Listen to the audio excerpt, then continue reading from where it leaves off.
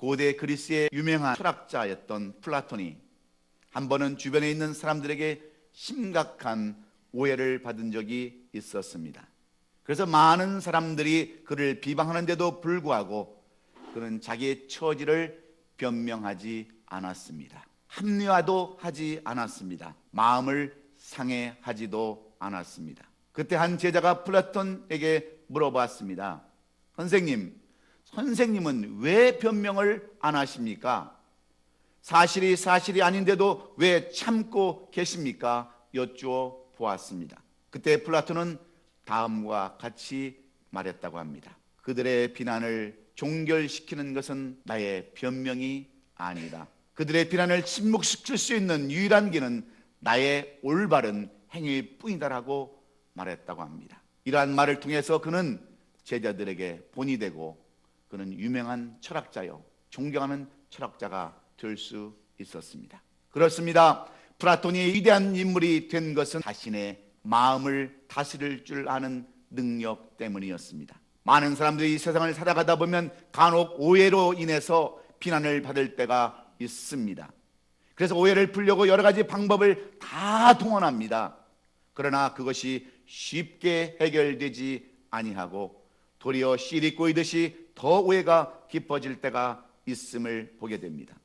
그럴 때일수록 현명한 사람은 마음을 상하지 아니하고 처신해 나아갑니다. 그러므로 우리 성도들도 마음을 상하지 아니하고 하나님의 인도하심과 하나님의 때를 조용히 기다릴 줄 알아야 합니다. 하나님보다 먼저 앞서가서 우리 앞에 놓인 문제를 해결하려고 하는 것은 어리석은 일입니다. 여러분, 예수님을 보십시오. 예수님이 이 땅에서 수많은 오해와 비난을 받았지만 모든 것을 인내하시면서 아버지의 때를 기다리셨습니다. 그것이 하나님의 뜻에 온전히 순종하는 아름다운 삶의 모습이었기 때문입니다.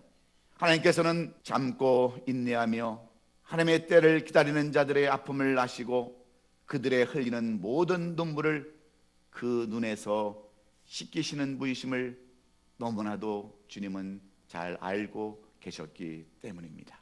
그리고 하나님의 한없는 위로와 평안으로 채워주실 것을 주님은 확신했기 때문입니다. 사랑하는 우리 성도 여러분, 지난 주간은 올 한 해 동안 베풀어 주신 하나님의 은혜에 감사하면서 지낸 추수감사 주일이었습니다.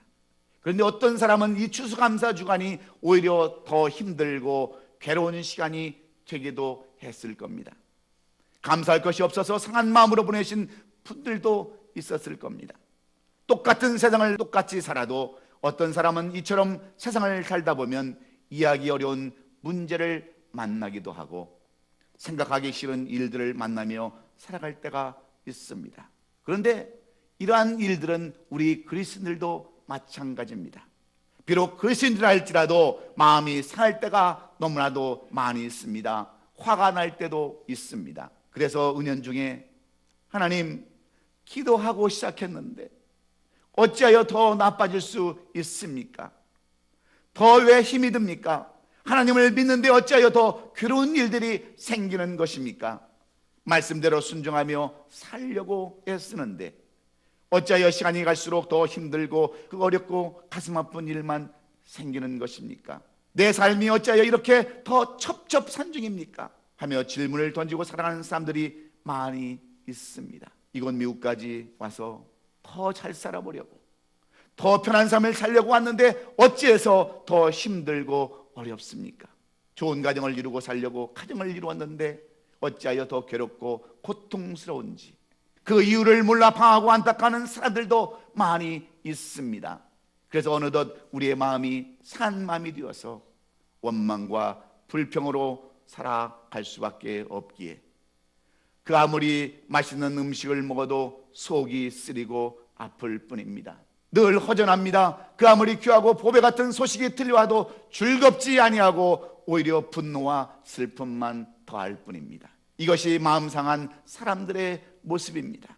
그런데 이렇게 마음 상한 사람들에게는 정원에서 들려오는 아름다운 새소리마저 처량하고 슬픈 노래로 들릴 수밖에 없습니다. 그러나 이와 반대로 마음의 기쁨과 즐거움으로 차 있는 사람들은 그 새소리가 찬양으로 다가올 수밖에 없습니다. 결국 어떤 마음을 가지느냐에 따라서 사람이 달라지고 외모가 달라지고 인격이 달라진다고 하는 것을 우리는 알 수 있습니다. 보통 우리들은 어떤 사람의 인격과 품위를 평가할 때 그 사람의 재산을 보지 않습니다. 그 사람의 학벌이나 가문이나 명예를 가지고 그 사람을 판단하지도 않습니다. 중요한 것은 그 사람의 마음입니다. 그 사람이 어떤 마음을 가지고 사느냐에 따라서 얼마나 넓고 크게 사용한지를 보고 대인이냐 소이냐 우리는 그것을 구분합니다. 그래서 성경의 말씀 잠언 23장 7절에서 대저 그 마음의 생각이 어떠하면 그 유인도 크란직이라고 이렇게 말씀해 놓고 있습니다. 그 사람의 사람됨은 다른 데 있는 것이 아니라 그 사람의 마음 상태요, 그 사람의 마음이 곧 그 사람의 자체라고 이렇게 성경은 말하고 있습니다. 또한 무릇 지킬 만한 것보다 더욱 내 마음을 지키라, 생명의 근원이 이에서 남이라고 잠언 4장 23절은 우리에게 교훈해주고 있습니다. 이 말씀은 모든 게 우리의 마음먹기에 달려있다고 하는 그러한 말씀과 같은 말씀입니다. 죽고 사는 것뿐만 아니라 기쁨과 슬픔, 고난과 역경, 평안 모두가 마음먹기에 달려있다고 하는 교훈과 무엇이 다를 바가 있겠습니까? 그런데 오늘 이 자리에 예배드려 온 여러분의 마음은 어떻습니까? 오히려 마음 상해 있지는 않습니까?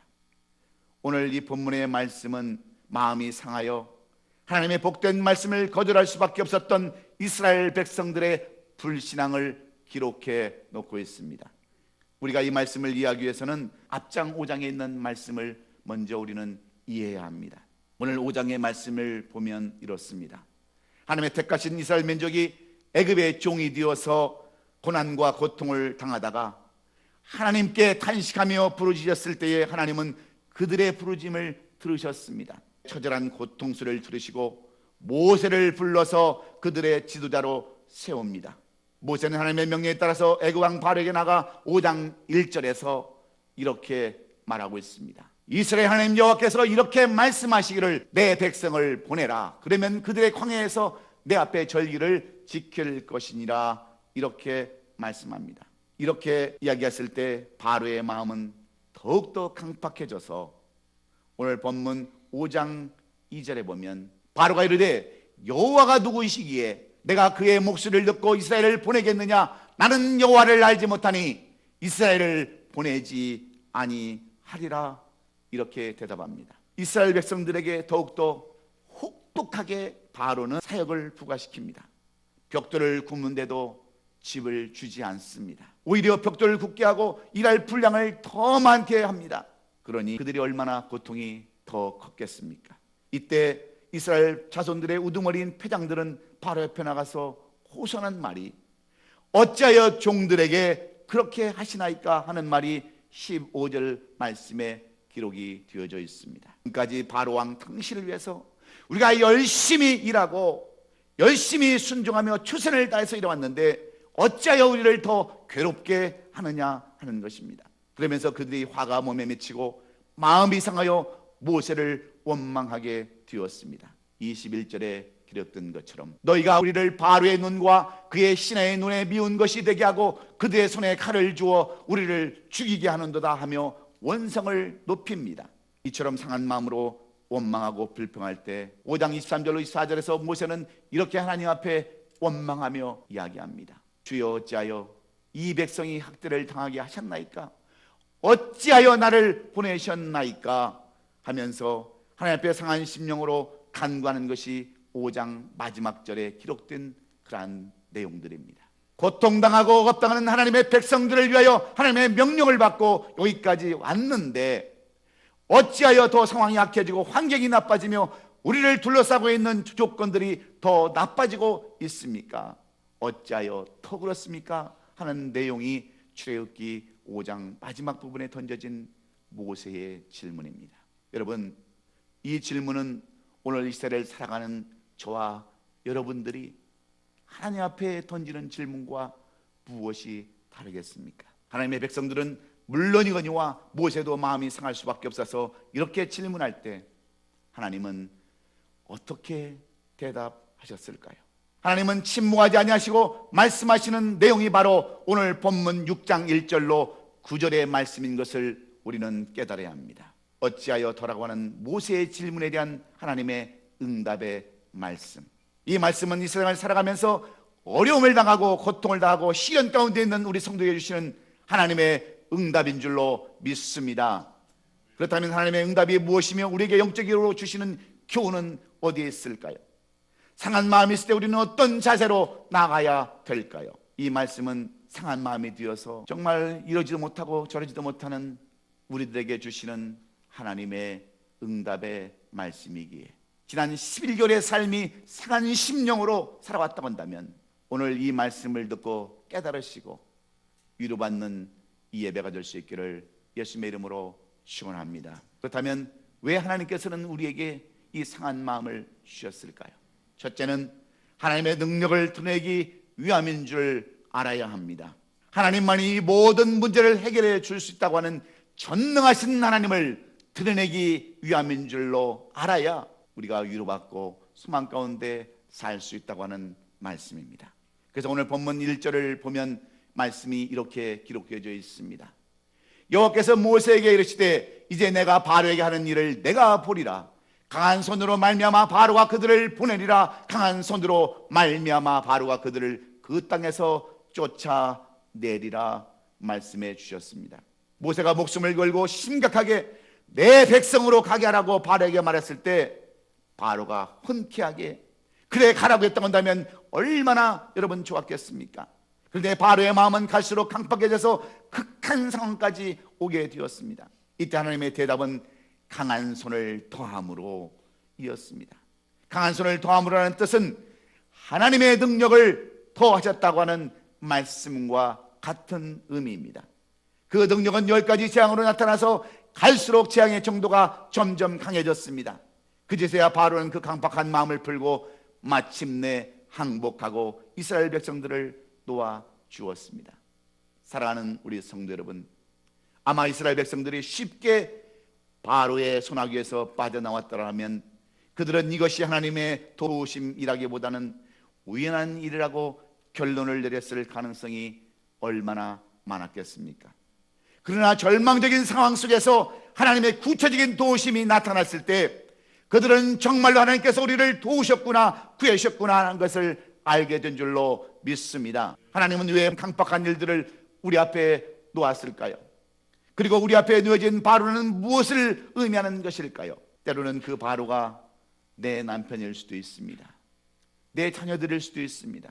그러나 그 무엇이 바로가 되어서 어찌하여 더라고 하는 그러한 힘들고 어려운 문제로 나타나게 될지라도 하나님은 더욱더 강한 손을 더함으로 하나님의 능력을 우리에게 부여주시는 줄로 믿습니다. 그러므로 어떤 절망의 상황 속에서도 여러분 포기하지 마십시오. 엎드려 전전능하신 하나님 앞에 기도하고 간구하는 저와 여러분 될 수 있기를 주의 이름으로 축원합니다. 그러면 그 주님께서 역사해 주시는 줄로 믿습니다. 때때로 주께서 어찌하여 우리의 절망적인 상황을 보고만 계십니까 하고 반문하고 궁금해하며 마음이 상한 우리에게 그것은 하나님의 능력을 드러내기 위함인 줄로 믿고 나아갈 때 그것이 소망이 되고 기쁨이 되고 우리를 회복시켜 주시는 줄로 믿습니다. 두 번째로 왜 우리에게 하나님은 상한 마음을 주셨을까요? 왜 이스라엘 백성들에게 모세에게 상한 마음을 주셨을까요? 하나님의 인격을 드러내기 위함인 줄 알아야 합니다. 약속의 하나님이신 인격을 우리에게 보여주시기 위함이라는 말씀입니다.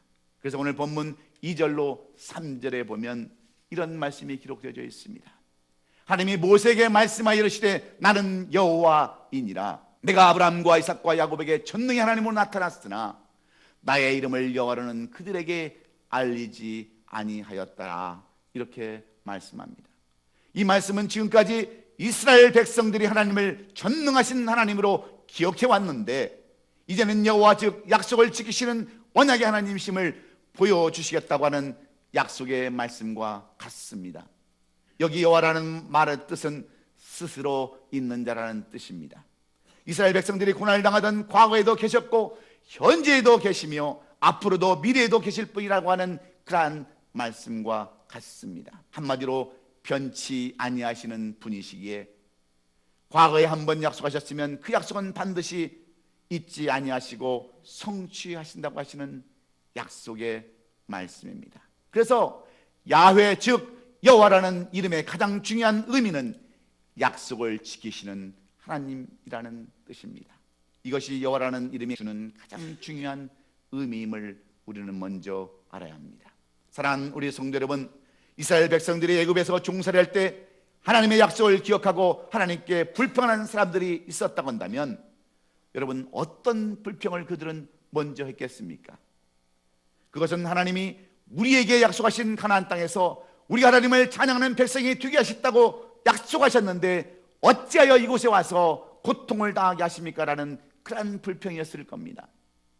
우리의 조상 아브라함과 이삭과 야곱에게 약속한 약속은 어디 갔습니까? 하는 그런 불평과 원망이었을 것입니다. 그런데 하나님의 대답은 무엇이었습니까? 하나님의 대답은 마침내 그 약속을 지키기 위해서 오신 하나님의 인격을 나타내기 위함이라고 말씀하고 있습니다. 그렇다면 우리에게 하나님의 인격을 드러내 주시기 위해서 주신 하나님의 약속의 말씀은 어떤 말씀입니까? 성경에는 수없는 말씀들이 기록되어 있지만 그 대표적인 말씀 한 구절을 우리에게 말하라고 한다면 그 말씀은 바로 구하라 주실 것이요 찾으라 찾을 것이요 문을 두드리라 열릴 것이라고 하신 말씀인 줄로 믿습니다. 걱정과 근심과 어둠의 그늘 가운데 있어도 하나님의 약속을 신뢰하는 자들에게는 반드시 여호와 하나님 인격의 하나님께서 그 약속대로 가나안 땅 젖과 꿀이 흐르는 땅, 이제 고통도 한숨도 기름도 없는 약속의 땅을 반드시 인도하여 주시기 때문인 줄로 믿습니다. 그래서 예수님께서 이 약속 하나님을 바라보시고 그 힘든 십자가의 고난을 참고 견디셨습니다. 바로의 세력이 아무리 강하고 강박할지라도 반드시 하나님의 백성들을 구원하고 그 땅에서 건져내 주신 줄로 믿고 약속하시는 하나님의 인격을 의지하며 인내하는 우리 모든 성들이 되어서 상한 마음을 회복하고 이제 남은 이 한 달을 승리하며 아름다운 열매를 끝까지 맺으시는 우리 모든 성들이 될 수 있기를 예수님의 이름으로 축원합니다. 마지막으로 왜 우리에게 하나님은 상한 마음을 주셨을까요? 왜 바로에게 이러한 상한 마음을 주셨을까요? 그것은 하나님의 주권을 드러내기 위함인 줄 우리는 알아야 합니다.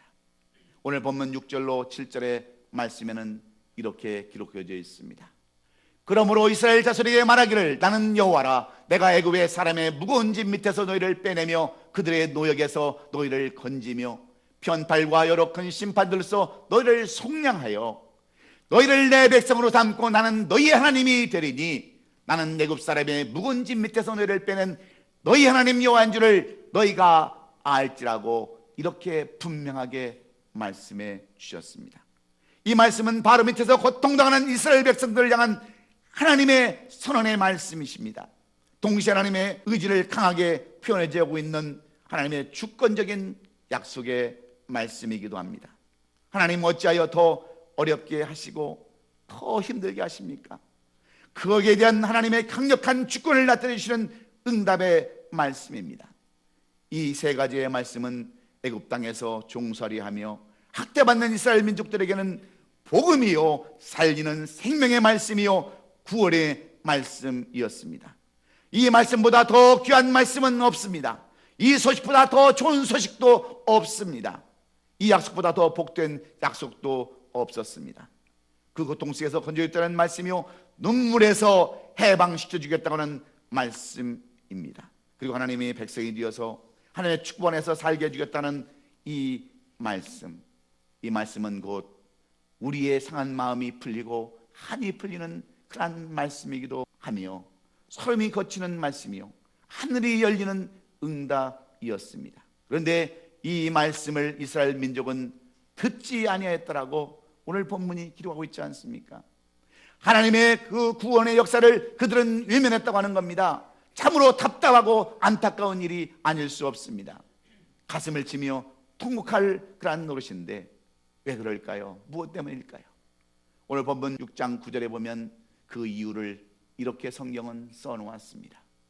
모세가 이와 같이 이스라엘 자손에게 전하나 그들의 마음의 상함과 가혹한 노역으로 말미암아 모세의 말을 듣지 아니하였다라고 그 이유를 써놓았습니다. 왜 그들이 하나님의 말씀을 받아들이지 아니하고 상한 마음이 되었습니까? 그들 스스로가 마음이 상해 있었기 때문입니다. 가혹한 현실, 가혹한 노역으로 말미암아 그들은 하나님을 다 잃어버리고 살았다고 하는 그러한 말씀입니다. 사랑하는 성도 여러분, 왜 많은 사람들이 복음의 메시지를 듣고도 은혜를 못 받는 것입니까? 상한 마음으로 와서 앉아있기 때문에 그렇습니다. 왜 하나님의 사랑에 감사하지 못하는 것입니까? 마음이 상해서 그렇습니다. 그러므로 마음이 상한 사람은 하나님의 말씀이 들리지를 않습니다. 기쁜 일이 있을 수가 없고 소망도 가질 수가 없습니다. 분노만 더할 뿐이며 원망과 불평만 쌓아갈 뿐입니다. 마음이 상한 사람은 좌절의 늪에서 고뇌만 더할 뿐이며 삶의 희망은 사라지고 칭호와 미움만 더할 뿐입니다. 그러므로 여러분, 마음을 상하게 하지 마십시오. 이것은 말씀을 받는 비결이요, 은혜를 받는 비결이요, 행복한 마음과 평안을 유지하는 비결입니다. 마음이 상해 있으면 좋은 것도 좋게 보이지 않는 겁니다.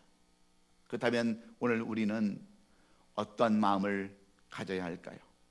잠언 15장 18절에 분을 쉽게 내는 자는 다툼을 일으켜도 노를 더하기를 더디하는 자는 시비를 그치게 하니라고 말씀합니다. 마음이 상하면 그렇게 싸울 수밖에 없습니다. 가멸이 다가올 수밖에 없습니다. 그래서 교회 나올 때도 절대로 상한 마음으로 나와서 앉아있지 마십시오. 사람을 만날 때나 밥을 먹을 때나 잠을 잘 때나 여러분, 상한 마음으로 잠을 자면 마귀가 여러분 가라지를 뿌려서 여러분의 마음을 더욱더 상하게 할 수밖에 없습니다. 마귀는 불을 먹고 사는 악령이요, 마음이 상한 자를 더 상하게 하고 더 억울하게 하고 분한 생각으로 몰고 가서 끝내는 저주와 파멸로 이끌어가기 때문입니다. 그렇다면 어떻게 우리는 이 마음을 상하지 않게 다스릴 수 있을까요? 그것은 먼저 문제를 문제 삼아 괴롭워하지 말아야 합니다. 나에게 일어나는 사건과 문제는 나에게만 특별히 일어나는 것이 절대로 아닙니다. 이미 오래전부터 있었던 문제고 다른 사람들도 다 당하고 있는 문제들이라는 것을 우리는 깨달아야 합니다. 다만 나에게 잠깐 나타난 것뿐이라고 그렇게 여겨야 합니다. 문제를 만나면 너그럽고 부드러운 마음으로 대해야 합니다. 왜냐하면 결코 문제 때문에 우리가 죽거나 망하지는 않기 때문입니다. 나에게 일어난 사건과 문제는 나의 문제이며 이것은 때로 나에게 유익한 것이 될 수 있다는 것을 우리가 분명히 깨달아야 합니다. 왜냐하면 그 문제와 사건 속에서 하나님의 섭리와 하나님의 계획이 있기 때문인 줄로 믿습니다. 그러므로 어떤 사건과 문제가 다가올 때 마음을 상하지 마십시오. 고난과 괴로움이 다가와도 피하거나 마음 상하거나 원망하거나 탄식하지 말고 그대로 통과하십시오. 이것이 가나안 땅에 들어가는데 필요한 과정이구나, 나에게도 올 것이 왔구나, 이렇게 받아들여야 한다고 하는 말씀입니다. 다니엘은 시험과 고난이 다가왔을 때 마음 하나 상하지 않냐고 얼굴색 하나 변하지 않냐고 그대로 사자고를 통과했습니다. 하나님이 통과하도록 도와주셨습니다. 사도 바울도 수많은 어려움과 고난을 겪어야 했습니다. 감옥이라고 하는 시련도 겪어야 했습니다. 바울이 기도한다고 해서 그러한 어려움과 감옥을 피해 갈 수는 없었습니다. 바울도 수많은 어려움과 고통과 감옥을 통과하는 것이 하나님의 뜻임을 그는 알았기에 바울은 어차피 지나갈 과정임을 알고 기쁨으로 통과한 줄로 믿습니다. 그래서 위대한 사도가 되었지 않습니까? 중요한 것은 긍정적인 마음입니다. 상한 마음이 아니라 아름다운 마음을 품는 넓은 마음입니다. 그리고 두 번째로 하나님의 선한 뜻을 깨달아야 합니다. 아무리 힘들고 분하고 못 견디는 문제라 할지라도 로마서 8장 28절은 이렇게 기록해 놓았습니다. 하나님을 사랑하는 자 곧 그 뜻대로 부르심을 입은 자들에게는 모든 것이 협력하여 선을 이루느니라. 할렐루야. 예수님은 가룟 유다가 예수님을 배반하고 온 30의 예수님을 팔았을 때에 그것 때문에 마음 상하지 않으셨습니다. 예수님은 그것 때문에 오히려 십자가의 승잔을 묵묵히 받아들이셨습니다. 그것은 무엇 때문입니까? 하나님의 감춰주신 뜻이 있었음을 알았기 때문입니다. 요셉도 억울하게 감옥에 들어가면서 억울해하거나 마음 상하지 않았습니다. 내 인생 역사에 필요하니까 하나님께서 허락하신 것이겠지라고 생각하고 그대로 통과했을 때에 애굽의 총리 대신이 될 수 있었습니다. 그래서 마음 상하지 않냐고 사랑하는 사람들이 큰 사람인 것입니다. 큰 인물은 마음을 상하지 않습니다. 분한 마음이나 억울한 마음을 깨끗이 버리십시오. 나만 못나고 불행한 것처럼 생각하는 것은 마귀가 주는 마음입니다. 우울해지고 고독하고 괴롭고 버림받은 것처럼 생각되는 것은 마귀가 주는 생각이기 때문입니다. 그래서 마음 상하지 마십시오. 섭섭한 마음을 버리십시오. 예수님 안에 성질을 부리고 낙심하고 마음 상한 일이 도대체 무엇입니까? 항상 기뻐하고 범사에 감사하는 삶, 사랑하며 살아도 부족한 이 세상에 여러분, 왜 우리는 마음 상해서 살아가는 것입니까? 사랑하는 성도 여러분, 이제 올 한 해도 한 달밖에는 남지 않았습니다. 그런데 여러분은 이 한 달 남은 한 해를 어떻게 보내시기를 원하십니까? 상한 마음으로, 아픈 마음으로, 증오하는 마음으로, 미워하는 마음으로 계속해서 살아가기를 원하십니까? 아니면 그 마음을 풀고 오늘도 주님의 마음으로 살아가기를 원하십니까? 우리 주님은 여러분의 상한 마음을 헤아리시는 분이신 줄로 믿습니다. 여러분의 형편과 사정을 너무나도 잘 알고 계시는 분이십니다. 그런데도 어찌하여 더 고통을 주고 어려움을 주고 환난과 시험을 더 주시겠습니까? 결단코 그렇지 않습니다. 그러므로 우리는 상한 마음을 갖지 말아야 합니다. 상한 마음을 가지면 우리는 주님의 마음을 들을 수가 없기 때문입니다. 하나님의 뜻을 깨달을 수가 없기 때문입니다. 그러므로 오늘 이 주시는 말씀 속에서 우리는 먼저 능력의 하나님을 바라봐야 합니다. 그의 아들 예수 그리스도를 의지해야 우리의 상한 마음을 고칠 수 있습니다. 그리고 약속의 하나님, 인격의 하나님을 여러분 영접하십시오.